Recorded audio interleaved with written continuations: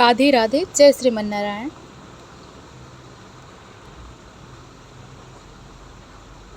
बहुत समय पहले की बात है। एक छोटा सा गांव था, शांत, सरल और हरियाली से भरा हुआ। उसी गांव के कोने में खड़ा था एक पुराना सूखा और बेजान पीपल का पेड़। लोग उसे देखकर कहते, इस पर अब कुछ नहीं बचा, ना छाया, ना फल, ना कोई चमत्कार। लेकिन उस पीपल के नीचे एक गरीब ब्राह्मण हर रोज आकर बैठता, भगवान का नाम जपता और एक ही प्रार्थना करता, हे प्रभु, बस एक संकेत दीजिए कि आप हैं, मेरे साथ हैं। इस ब्राह्मण का नाम था धर्मदत्त। निर्धनता ने तो उसे तोड़ दिया था, लेकिन उसका विश्वास अटूट था। गांव में लोग उसे पागल कहते, क्योंकि वह सूखे पीपल से बात करता, पर उसे लगता यही पेड़ उसकी अर्जियों को भगवान तक पहुंचाता है। धर्मदत्त रोज की तरह पीपल के नीचे बैठा था, आंखें बंद, मंत्रों में लीन। अचानक हवा का झोंका चला, सूखे पेड़ से एक हरा पत्ता गिरा। धर्मदत्त की आंखें खुली। उसने पत्ता उठाया और माथे से लगाया। उसे लगा जैसे किसी ने कान में कहा, विश्वास बनाए रखो, मैं आ रहा हूँ। उसी रात उसे स्वप्न आया। सपने में भगवान विष्णु ने कहा, हे धर्मदत्त, कल सूर्योदय से पहले पीपल की जड़ के नीचे खुदाई करना, वहाँ तुम्हें तुम्हारे कष्टों का उत्तर मिलेगा। सुबह हुई। धर्मदत्त ने जैसे ही खुदाई शुरू की, कुछ ही पल में मिट्टी हटाने हुए उसे एक छोटी सी धातु की पोटली मिली। उसमें चांदी के सिक्के थे और एक ताम्र पात्र, जिस पर लिखा था, ईश्वर अपने भक्तों की परीक्षा लेते हैं, लेकिन उन्हें कभी छोड़ते नहीं। धर्मदत्त फूट फूट कर रोने लगा। वर्षों की तपस्या का यह फल था। गांव वालों ने यह देखा और चकित रह गए। वे सब दौड़कर आए और पीपल के पेड़ को प्रणाम किया। धीरे धीरे उस जगह का रूप बदलने लगा। सूखा पीपल अब हरा हो गया। हर दिन वहाँ लोग बैठकर ध्यान करने लगे। गांव के बच्चे को वहाँ संस्कार सिखाने जाने लगे। एक दिन उसी पीपल के नीचे एक और चमत्कार हुआ। एक अंधे वृद्ध वहाँ पहुँचे और जैसे ही पेड़ को स्पर्श किया, उनकी आंखों की ज्योति लौट आई।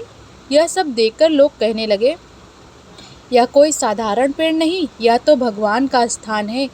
गांव के प्रधान ने घोषणा की, हर पूर्णिमा को इस पीपल के नीचे भजन संध्या होगी। हर श्रद्धालु इस वृक्ष को प्रणाम करेगा और उसकी छाया में बैठकर ध्यान करेगा। धीरे धीरे यह स्थान एक धार्मिक स्थल बन गया। दूर दूर से लोग वहां आने लगे। धर्मदत्त वृद्ध हो चुका था, लेकिन उसके चेहरे पर संतोष था। एक दिन उसने अपने शिष्य से कहा, इस पीपल ने मुझे दिया, जब सबने मुझे छोड़ दिया, इसे काटना मत, इसे पूजा देना, और जब मैं चला जाऊं तो मेरी समाधि इसकी छाया में बनाना। वह दिन आया जब धर्मदत्त ने अपने प्राण त्यागे। पूरे गांव ने उसकी चिता को पीपल के नीचे जलाया। उसके बाद उसी जगह पर एक छोटी समाधि बनी और उस पेड़ को नाम दिया धर्म वृक्ष। आज भी उस गांव में हर साल एक मेला लगता है। पीपल के वृक्ष को सजाया जाता है। लोग कहते हैं, यह वह वृक्ष है जो सिर्फ छाया ही नहीं देता, यह आस्था लौटाता है, विश्वास जगाता है और भगवान से जोड़ता है।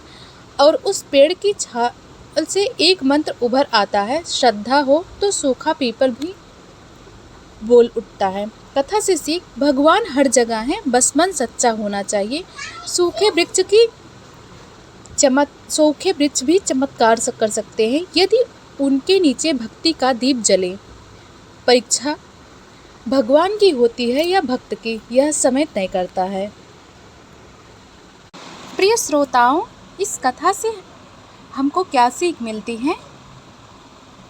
इस कथा से हमें यह सीखने को मिला कि जब भक्ति सच्ची हो तो भगवान स्वयं अपने भक्त की रक्षा के लिए आ जाते हैं। जीवन में चाहे कितनी भी कठिनाइयाँ क्यों ना आए, यदि मन में श्रद्धा हो और कर्म शुद्ध हो तो भगवान का आशीर्वाद अवश्य प्राप्त होता है।